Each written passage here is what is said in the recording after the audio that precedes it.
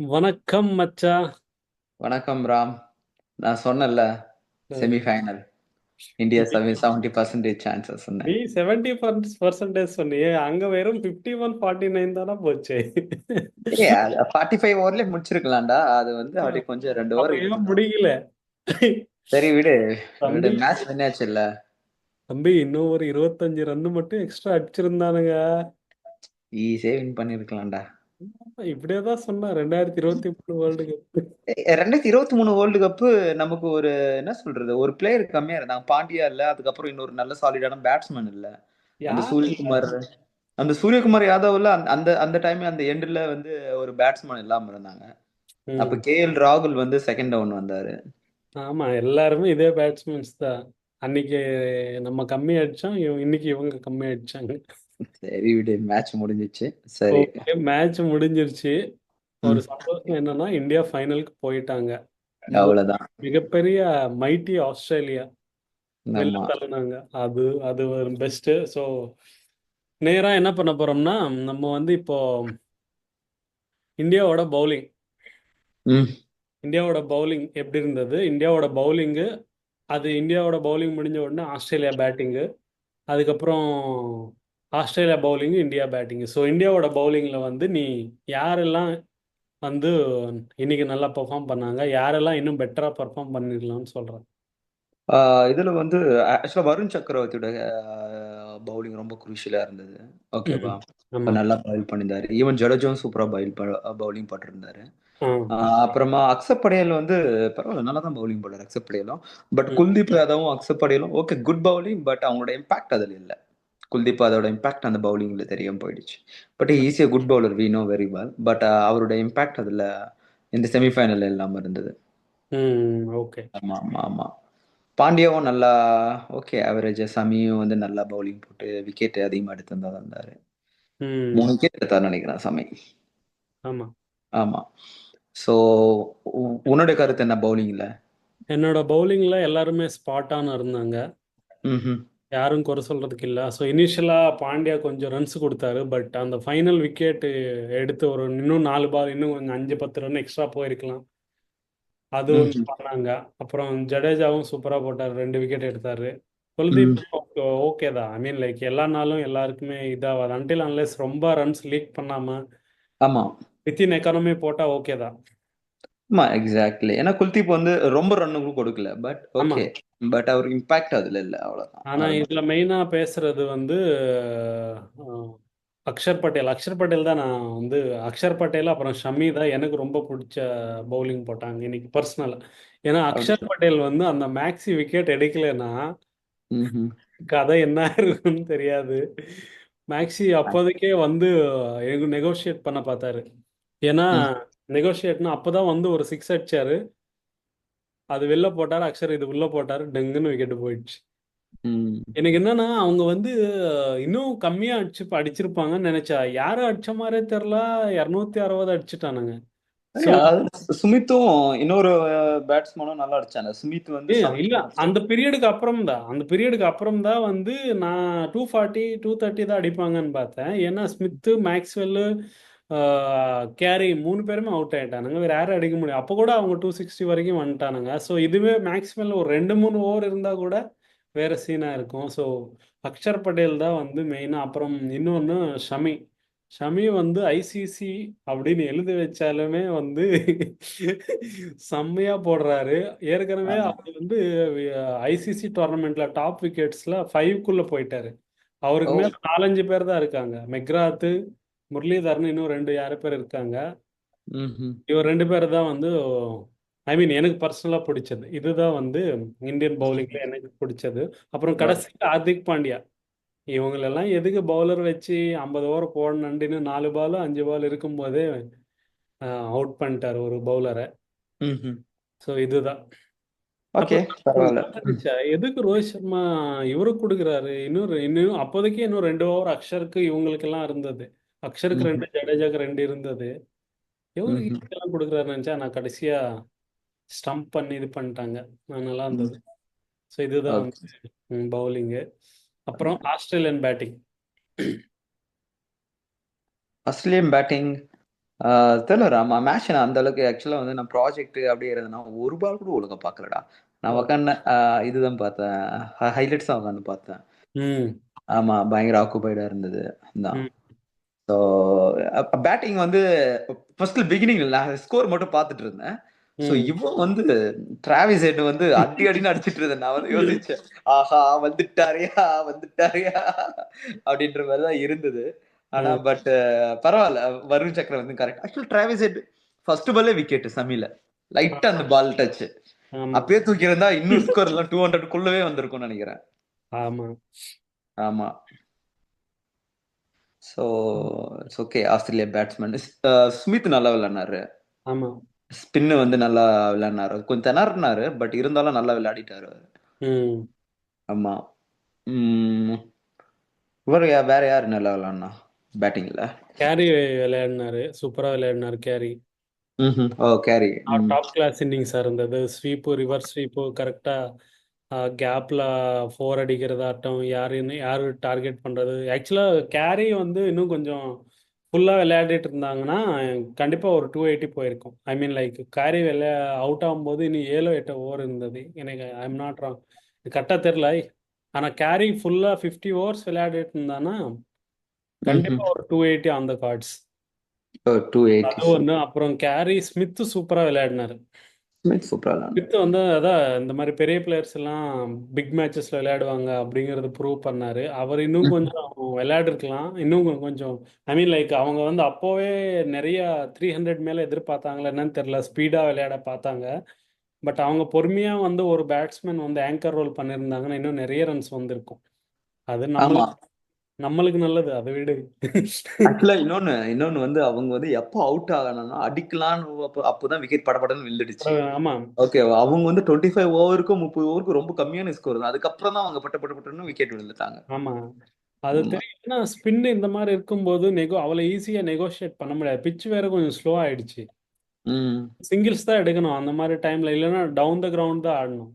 நீ சிக்ஸ் எல்லாம் ஆமா. அடிக்க பார்த்தா இல்ல கொஞ்சம் ஸ்பீடா, ஏன்னா ஸ்மித் எல்லாம் வந்து அவ்வளோ சிக்ஸ் அடிக்க மாட்டாரு, தரையில தான் ரொட்டேட் பண்ணுவாரு. அதே விளையாட்டு ஸ்மித் மட்டும் கடைசி வரைக்கும் இருந்து வேற ஆப்போசிட்ல இருக்கிறவங்க இன்னும் ஸ்பீடா அடிச்சிருந்தாங்கன்னா அவங்களுக்கு ரன் கிடைச்சிருக்கும். பட் அவரே போனாரு, அது ஈஸி பால் தான், சமிக்கு அவுட் ஆயிட்டாரு.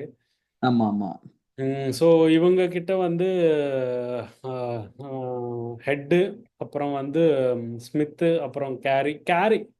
ஆடினதுல சூப்பர் இன்னிங்ஸ் வந்து கேரி தான். கேரி தான். ஆமா. அவங்க சைடுல கேரி சூப்பரா பாலே இருந்துச்சு. ரன் அடிச்சு அது எக்ஸ்ட்ரா சூப்பரா அடிச்சிட்டு இருந்தாரு. அப்புறம் ஆமா. கடைசியில் அந்த ஒரு பவுலர் பென் அப்படின்ட்டு அவர் 2 3 சிக்ஸ் அடிச்சாரு. ம்ஹும். ஸோ இதுதான். பட் ஆஸ்திரேலியா வந்து நான் கண்டிப்பா சொல்றேன், ஒரு 280 எல்லாம் அடிச்சிருந்தானா இன்னும் டஃப்பா போயிருக்கும். அப்படி இல்ல ராம். ஆக்சுவலா வந்து நம்ம விக்கெட் வந்து நல்லா தான் விளையாடினாங்க. ஆனா நம்ம பேட்ஸ்மேன் வந்து உண்மையிலே இல்ல சூப்பரா ஆக்சுவலா ஒன் ஸ்டேஜ் விராட் கோலி, யாரு, விராட் கோலி ஐயர் அடிக்கும் போதெல்லாம், ஐயர் அவுட் ஆகும் போதெல்லாம் அந்த சுச்சுவேஷன்ல எல்லாமே வந்து க்ளோஸ் டு சிக்ஸ் போச்சு ரன் ரேட்டு. நீ அதுவே 280 எல்லாம் இருக்கும்போதுன்னா 7 வரைக்கும் போயிருக்கும். ஸோ அப்போ என்னன்னா நீ டாட் பால் விளையாடவே முடியாது, சிங்கிள் எடுத்து கட்டாயமா எடுக்கணும். அப்போ ப்ரெஷர் பில்ட் ஆகும். ஸோ இது என்னோட ப்ராஸ்பெக்டிவ், மேட்ச் எப்படி வேணாலும் போயிருக்கலாம். ஸோ அது வந்து அவங்க அடிக்காதது நம்மளுக்கு நல்லதா போச்சு. ஆமா. It's okay. ஸோ இதுதான் வந்து இது மெயினா கேரி ஸ்மித் ஹெட். சரி வா. ஆக்சுவலி நம்ம பேட்டிங் வா. நம்ம பேட்டிங்கை பத்தி என்ன சொல்ற? அடுத்து அடுத்து வந்து நம்ம இந்தியா பேட்டிங். ம்ஹும். என்ன சொல்ற நம்ம பேட்டிங்ல? நம்ம பேட்டிங்ல வந்து கடைசி மேட்ச்ல நான் எந்தெந்த பாயிண்ட்ஸ் டிஸ்கஸ் பண்ணனோ அது எல்லாமே இன்னைக்கு டிக் பண்ணிட்டாங்க. மெயினா ம்ஹும். வந்து கேஎல் ராகுலோட இன்னிங்ஸ் சூப்பரா இருந்தது. ஏன்னா நம்ம ஆமா. போன போன மேட்ச் அதான் சொல்லிட்டு இருந்தோம். அவர் ஏய் வந்து அட 30. ஃபைனல்ல சுரேஷ் ஐயர் எல்லாம் யாரும் புகழவே மாட்டீங்க. ஆ? வர இல்ல. சுரேஷ் ஐயர் வந்து அந்த பிரஷர்ல வந்து 2 விக்கெட் போன பிறகு எவ்வளவு அழகா பார்ட்னர்ஷிப் அழகா இரு விராட் கோலியோட இரு. பார்ட்னர்ஷிப் வந்து போன மேட்ச்ல நம்ம டிஸ்கஸ் பண்ணது என்ன, கேஎல் ராகுல் வந்து 35வது ஓவருக்கு அப்புறம் வந்தா ஸ்பீடா விளையாடணும், ball okay to cut ball it. அடிக்கணும், 150 மேல் அடிக்கணும்னா அவர் எடுத்த உடனே அவர் அதுக்கு நம்ம சொன்னது அப்படியே நடந்ததுனால அது ஈஸியா கொரிலேட் பண்ண முடியும். ஸோ ஓகே கட் வந்து இட். வந்த உடனே 150 ஸ்ட்ரைக் ரேட்ல விளையாடினாரு. அப்புறம் ரெண்டாவது இம்பார்ட்டன்ட் என்னன்னா, ஸோ எவ்வளோ பேர் விளையாடினாலும் எவன் முடிக்கிறான் மேட்ச், ம். அப்படிங்கிறது ரொம்ப இம்பார்ட்டன்ட்டு. ஸோ அது பண்ணாரு. அது ரொம்ப நல்லா இருந்தது. கேஎல் ராகுல் பண்ணது. அவர் இனிமே அது அவரோட ரோல் கிடையாட்டுமே வந்து அவங்க அடாப்ட் பண்ணி விளையாடினாரு. அப்புறம் 2வது வந்து நம்ம கிங் கோஹ்லி. அவர் இந்த ஃபார்மேட்ல எப்படி கிங்க நிரூபிச்சிட்டாரு. ம். அவர் பெஸ்ட் ஃபார்மேட் நான் எல்லாருக்குமே சொல்லுவேன். அவரோட பெஸ்ட் ஃபார்மேட்டே ஓடிஐ தான். ஸோ அவரு அதுவும் நீ வந்து அத சொல்ற என்னால நம்பவே முடியலையே. ரீசெண்ட் ரீசெண்ட் மேட்சஸ்ல எல்லாமே முன்ன மாதிரி ஒருவேளை வீடியோ இருக்குனால இப்படி சொல்றியோ? நாக் அவுட்ல 5-0 அந்த மாதிரி அடிக்காம ரீசெண்டா ஒரு 2-3 வருஷமா எல்லா நாக் அவுட் மேட்ச்லயும் அடிக்கிறாரு. அது ம்ஹ்ம். ஒண்ணு. அப்புறம் வந்து ஸ்ரேயாஸ் ஐயர் யாரும் எதுக்கும் சொல்ல மாட்டேங்கிறாரு. அவரோட ரோல் மட்டும் கரெக்டா பண்றாரு. பட் அது தாண்டி எதனா பண்ணணும்.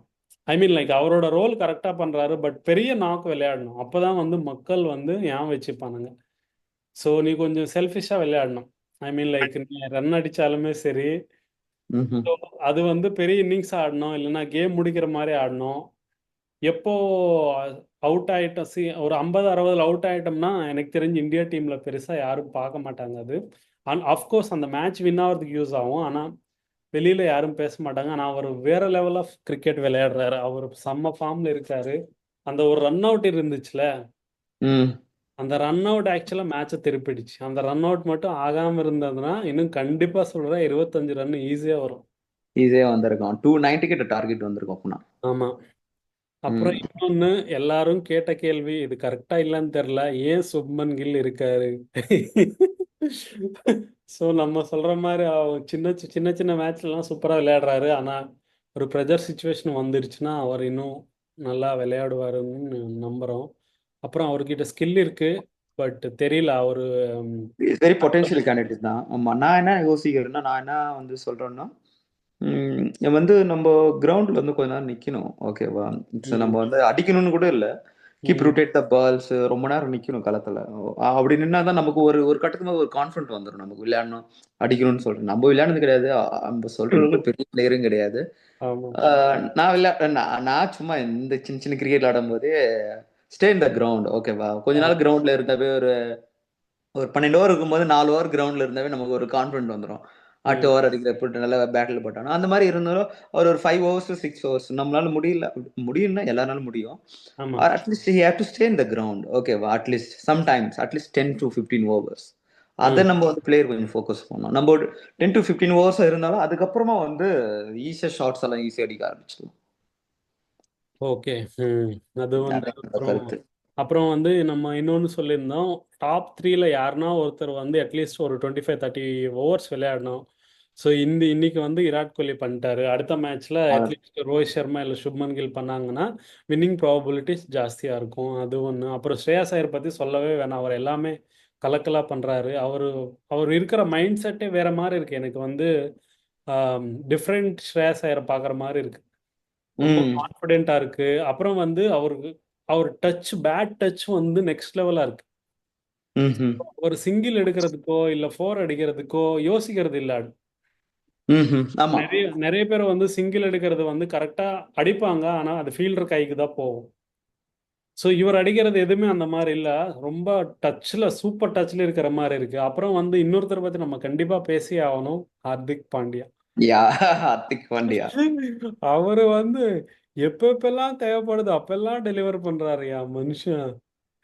எப்படி அடிக்கிறா என்ன பண்றானே தெரியல. கொஞ்சம் கூட கவலை இல்லாம எந்த சுச்சுவேஷன்ல அனுப்பிச்சாலுமே வந்து வரா அடிக்கிறா போறா வரா அடிக்கிறா போறா. எல்லாம் ஆக்சுவலா ஒரு சுச்சுவேஷன்ல வந்து அந்த 2 சிக்ஸ் விழுவலைன்னா மேட்ச் இன்னும் கொஞ்சம் டஃப்பா இருக்கும். டஃப்பா தான் இருந்திருக்கு. ஆமா. கடைசியில லெட்ஸ் அதை அடிச்சிருவாங்க. ஆனா எப்படின்னா 10 பால்ல 15 அந்த சுச்சுவேஷன் எல்லாம் வந்திருக்கும். ஆனா ஆமா, கண்டிப்பா. அந்த 2 சிக்ஸ் டங்கு டங்கு நச்சா பாத்தியா அங்கே முடிஞ்சிச்சு மேட்ச். ஆனா சரியான ஷாட். 2 ஷாட். சரியான long player. 6. So Hardik Pandya பத்தி கண்டிப்பா சொல்லியே ஆகணும். அப்புறம் விராட் கோலி சொல்லிட்டோம். அப்புறம் கேஎல் ராகுல் எப்படி விளையாடணும்னு சொன்னோமோ நம்ம நம்ம சொல்றது அதே மாரி. அவங்க இல்ல. ஆனா அவங்க கரெக்டா இல்ல, இல்ல. நம்ம சொன்னது ஓரளவு காதுல கேட்டுச்சா என்னன்னு தெரியல. நம்மள வீடியோ எல்லாம் பார்த்துட்டு போட்டாரு. வாய்ப்பே இல்ல ராஜா. ஆனா அப்புறம் அவர் ரோல் சூப்பரா விளையாடுனாரு கேஎல் ராகுல். கேஎல் ராகுல் மேட்ச் முடிக்கிறது ரொம்ப இம்பார்ட்டன்ட். ஆமா. ஸோ அது முடிச்சிட்டாங்க. அப்புறம் ம். சைலண்ட் பிளேயர் ஜடேஜா அவரோட ரோல் பண்ணிட்டு போயிட்டாரு. அக்ஷர் பத்தி ம். பவுலிங் எல்லாம் சூப்பரா பண்ணாரு, போட்டோம். பேட்டிங்கும் ஓரளவுக்கு ஐ மீன் பேட்டிங் நல்லா பண்ணாரு அந்த இதுல. ம். மோசமா இல்லாம ஆடிட்டாரு. ஸோ ஆமா. இதுதான். அப்புறம் வந்து ஆஸ்திரேலியா பவுலிங் ஆஸ்திரேலியா பவுலிங் வந்து பவுலிங் அட்டாக் அந்த மாதிரி பெருசா ஒண்ணும் தெரியலடா. பெருசா ஒண்ணும் இல்ல. பெருசா ஒண்ணும் இல்ல. ஆமா சீரியஸா இல்ல. ஆமா. ஆனா இருக்கிறத வச்சு அவங்க ஓகே தான் பண்ணாங்க. ஆமா ஆமா. ஸோ ஸ்பின்னர்ஸுமே வந்து ஐ மீன் லைக் நம்ம நம்ம ஸ்பின்னர்ஸ் எல்லாமே வந்து பொட்டென்ஷியல் மேட்ச் வின்னிங் ஸ்பின்னர்ஸ். ஏன்னா அவங்க ஸ்பின் தான் அவங்களோட வேலை. அவங்க எல்லாம் part time spinners except Zampa. So அதனால ஓகே தான். Ellis sorry. கூட ஓரளவுக்கு ஓகே. ஸோ ம். எல்லிஸுமே வந்து அவங்களது இது பண்ணிட்டாங்க. அப்புறம் ம். ஜாம்பா ஓகே தான் போட்டாங்க. ஏன்னா அவ்வளோ கம்மி ஸ்கோரில் இதுக்கு மேலெல்லாம் ஒன்றும் பண்ண முடியாது. ஏன்னா எப்பவுமே வந்து 260 சேஸ் பண்ணும்போது உனக்கு ப்ரெஷர் இருக்காது. ஆமா. ஏன்னா ஒரு கடைசியில் எங்கன்னா என்ன எப்படி ஆகும்னா ஒரு ஒரு மேடன் ஓவர் வந்துருச்சுன்னா கூட ஒரு ஃபோர் வந்தால் அது அது காம்பன்சேட் ஆகிடும். இதுவே வந்து உனக்கு வந்து 280 290னா அது காம்பன்சேட் ஆகாது. அதனால வந்து 260 வரும்போது நீ அன்டில் அன்லெஸ் வந்து நீ ரொம்ப கிரிட்டிக்கலாக போட்டாதான் இது. ம், அப்புறம் வந்து ம், இன்னது என்னன்னா நெக்ஸ்ட் மேட்ச் ஃபோர் ஸ்பின்னர்ஸ் தான் விளையாட போகிறாங்களா இல்லை எப்படி நீ என்ன நினைக்கிற? எனக்கு தெரிஞ்சு இதே தான் கூட்டு போவாங்கன்னு நினைக்கிறேன். எனக்கு தெரிஞ்சு சவுத் ஆப்பிரிக்கா வரும். இதே ஸ்பின்னர் தான் கூட்டு போவாங்கன்னு நினைக்கிறேன். ஸோ இதே இதுதான் கூட்டு போவாங்க. ஸோ என்னோட கால்குலேஷன் படி நியூசிலாந்து தான் வருவாங்க. ஓகே, எனக்கு தெரிஞ்சு சவுத் ஆப்பிரிக்கா. நியூசிலாந்து வருவாங்க. ஆனால் ஃபைனல் டஃப்பாக தான் இருக்கும். நம்ம நினைக்கிற மாதிரி அவ்வளோ ஈஸியாக இருக்காது. ஸோ ம். நம்ம திருப்பி வந்து யார் சவுத் ஆஃப்ரிக்கா வராங்களா இல்லை நியூசிலாந்து வராங்களான்னு பார்த்துட்டு அது ரிவ்யூ பண்ண போகிறோம். ஸோ உன்னோடது வந்து சவுத் ஆஃப்ரிக்கான்னு சொல்லிட்டா என்னோடது வந்து நியூசிலாண்டுன்னு சொல்லியிருக்கோம். ஆமா, சவுத் ஆப்பிரிக்கா அடிச்சிருவாங்க எனக்கு தெரிஞ்சு, கான்ஃபிடன்ட். வாய்ப்பு இல்லைன்னு தோணுது. என்னோடது வந்து நியூசிலாந்து தான். Okay, let's see. பார்ப்போம். Okay then. ஆக்சுவலா நியூசிலாந்து பவுலிங் நல்லா இருக்கு. Let's see. நியூசிலாண்டுக்கு எல்லாமே நல்லா இருக்கு. பார்ப்போம். ஓகே. சவுத் ஆப்பிரிக்கா பவுலிங் நல்லா இருக்கு. பேட்டிங் ஓகே தான். ம். ம். சாரி, பேட்டிங் நல்லா இருக்கு, பவுலிங் ஓகே தான். ம். ம். ம். ஸோ வேற எதனா மிஸ் பண்ணிட்டோமா? இல்ல, எல்லாம் கவர் பண்ணிட்டு நினைக்கிறேன். அண்ட் ஒன்ஸ் அகைன் கிங் கோலி தான். ஆ. ஆமா, அது யாராலும் மாத்த முடியாது. ஓகே. நான் சொல்ல விரும்புகிறேன், நான் விராட் கோலியுடைய ஃபேன். அவர் வந்து ஸ்ரீலங்கா கிட்ட ஃபர்ஸ்ட் மேட்ச் ஆனப்பல இருந்து அவருடைய நான் ஃபேன். சோ ஃபார் இன்னி வரைக்கும். ஓகேவா, I am proud of that. Okay. Okay. Okay. ஓகேவா. Okay then. Until next time. see you. Bye. Bye. Bye.